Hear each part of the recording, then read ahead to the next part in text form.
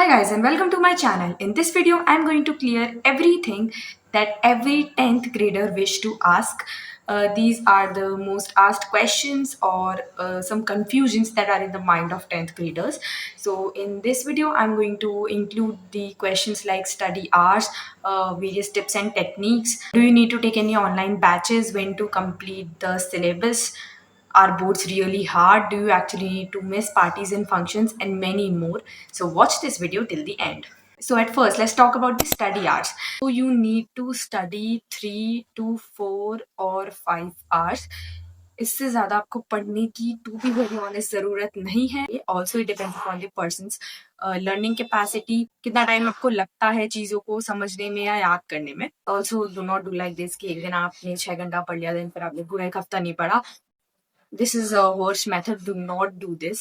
ठीक है, क्योंकि आपने जो 6 घंटा लगा के एक दिन पढ़ा है वो आप पूरे हफ्ते आपने रिवाइज भी नहीं किया, कुछ और भी नहीं पढ़ा, तो वो चीज भी भूल जाओगे. प्लस आपने पूरे हफ्ते ऑलरेडी कुछ नहीं पढ़ा है, so that doesn't make any sense. Also in 4 to 5 hours में exclude the time for watching lectures. If you are somebody who watch lectures, ये 4-5 घंटे सिर्फ और सिर्फ self study. Also homework time भी इसमें इंक्लूड नहीं होता है. Now there is this another question: do you actually need to miss parties and functions? So let me tell you that no. अगर आपने स्टार्टिंग से पढ़ा है, आपने डे 1 से पढ़ा है एंड आप डेली पढ़ते हैं, कंसिस्टेंट हैं, तो बिल्कुल भी ऐसी ज़रूरत नहीं है कि आप अपने पार्टीज या फंक्शंस को मिस करो. Even me and my friend went to wedding functions जब हमारे बोर्ड्स की प्रिपरेशन लीव चल रही थी. क्योंकि देखो क्या होगा कि अगर आप इन चीज़ों को मिस करोगे तो आप घर पे रह के आपके हाथ में बुक है एंड यू आर स्टडिंग, लेकिन आपके दिमाग में वो चीज़ चली दैट यू मिस दैट. काश आप वहाँ चले ही जाते, वहाँ पे क्या क्या क्या हो रहा होगा, कैसा सब हो रहा होगा.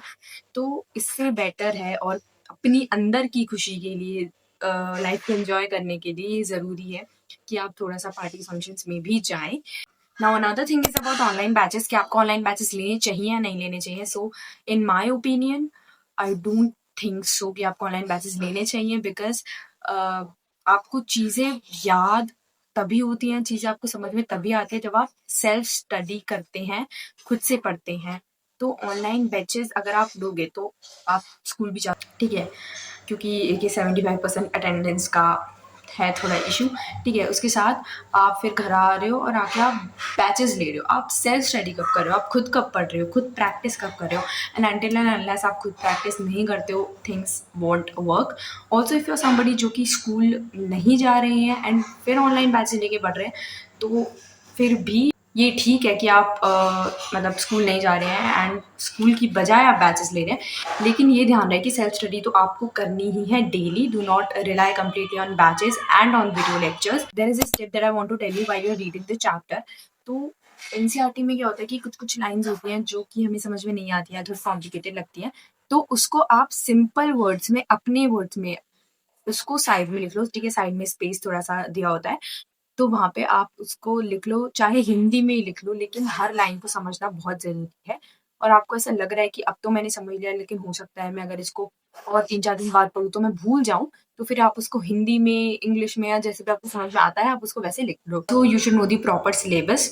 ठीक है, मैप्स में क्या-क्या चीज़ें आती हैं वो भी सीबीएसई स्पेसिफाई करता है, तो मेक श्योर कि आपको वो भी पता हो. Do sample papers and PYQs and do not miss any test. हमें लगता है कि यार कल मेरा टेस्ट है, आज किसी भी रीज़न की वजह से मैं नहीं पढ़ पाया या नहीं पढ़ पाई, लेकिन वो test is not final. Final है आपका बोर्ड एग्ज़ाम. अगर आप टेस्ट दोगे तो आपको समझ ही आएगा कि क्या क्या चीज़ है जो आती है, किस तरीके से क्वेश्चंस आते हैं. इसलिए टेस्ट नहीं मिस करने हैं. प्री बोर्ड स्कूल वाले करवाते हैं, प्री बोर्ड्स में भी जाना है एंड मिनिमम 2 प्री बोर्ड्स तो आपको देने ही है. This is another technique that I want to tell you, which is called Feynman technique. It is a technique that I use which helped me in clarification of complex topics. Let me introduce you to this. इसमें basically क्या होता है that you need to imagine कि आपके सामने कोई है and आपको उसको पढ़ाना है, उसको समझाना है, या फिर आप अपने किसी दोस्त को या किसी भी नोन पर्सन को बिठा के कोई भी टॉपिक या कोई भी चीज़ समझा सकते हो. इसमें आपको क्या करना है कि आपको एक पूरा चैप्टर लेना है, देन आपको ऐसा इमेजिन करना है कि आपके सामने कोई है एंड आप उनको ये चैप्टर पढ़ा रहे हो. Line by line every topic आप जब पढ़ाओगे, समझाओगे, देन आप कहीं ना कहीं अटकोगे, और जब आप अटकोगे तब आपको समझ में आ जाएगा कि यहाँ पे मैं अटक रहा हूँ या अटक लग रही हूँ and you need clarification of that particular topic. This technique personally help me a lot, although it is a bit time consuming, लेकिन एक बार इस टेक्निक की हेल्प से आपने पढ़ लिया एक चैप्टर या फिर एक टॉपिक भी, तो वो आपको काफ़ी लॉन्ग टर्म के लिए याद रहेगा एंड आप उसको जल्दी से भूलोगे नहीं। Also when you will use this technique तो आपको काफ़ी डाउट्स आएंगे, काफ़ी आपको प्रॉब्लम्स होगी, लेकिन उन डाउट्स को आपको छोड़ना नहीं। You have to go and ask your teachers, either Google it, watch a YouTube video on that, लेकिन उस डाउट को कैसे ना कैसे करके आपको ख़त्म ही करना है। लेकिन मेक श्योर कि आप ये टेक्निक तभी यूज़ करें जब आपके पास टाइम हो, कोई ऐसा टॉपिक है जिसमें आपको लग रहा है कि मुझे शायद ये समझ में नहीं आया है, तो आप एक पर्टिकुलर टॉपिक के लिए भी इस टेक्निक को ट्राई कर सकते हैं, या फिर अगर आपके पास टाइम है तो आप पूरे चैप्टर के लिए भी ट्राई कर सकते हैं।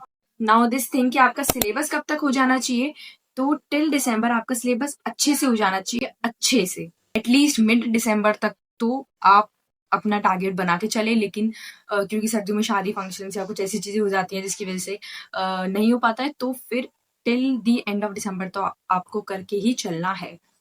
नाउ अनदर थिंग जो मेरे दिमाग में आई थी जब मैंने पहली बार बोर्ड्स ली थे कि बोर्ड्स एक्चुअल में हार्ड होते हैं या नहीं। ठीक है, there are lot of people, lot of videos and everything जो हमें बताती हैं, बट द थिंग इज कि सब अलग अलग चीज़ें बताते हैं।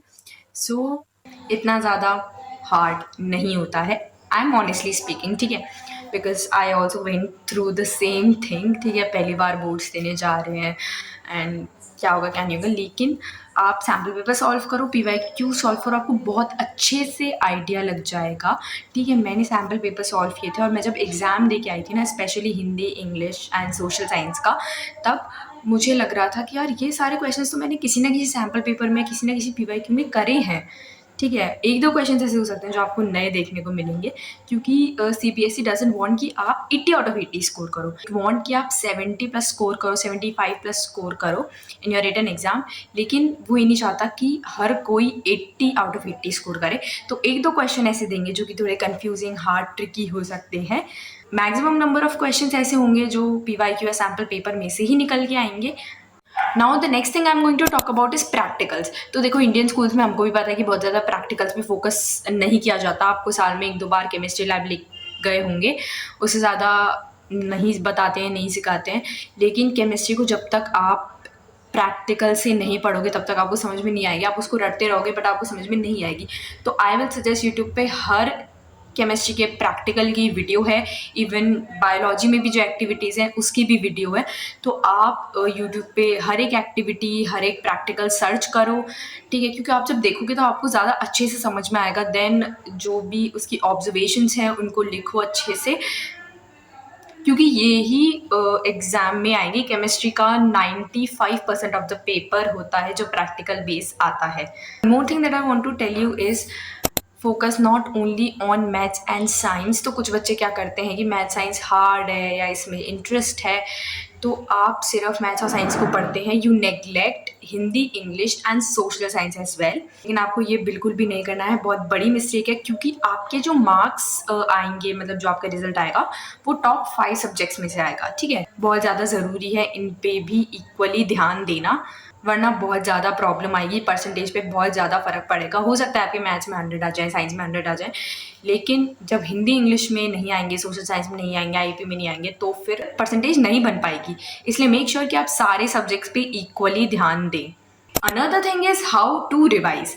सो बेसिकली एक बहुत सिंपल मेथड डिवीजन का जो मैं भी फॉलो करती हूँ, आई विल टेल यू कि आपको क्या करना है कि एक दिन आपने कोई भी चैप्टर या कोई भी आपने टॉपिक पढ़ा, देन नेक्स्ट डे आपको रिवाइज करना है, एंड देन एक हफ्ते बाद आपको दोबारा उस चैप्टर को या उस टॉपिक को खोलना है एंड दोबारा उसको रिवाइज करना है। तो इससे वो चीज़ आपकी लॉन्ग टर्म मेमोरी में सेट हो जाएगी एंड आपको काफ़ी लंबे टाइम तक वो चीज़ याद रहेगी। So that's it for today's video and I hope you all found this helpful.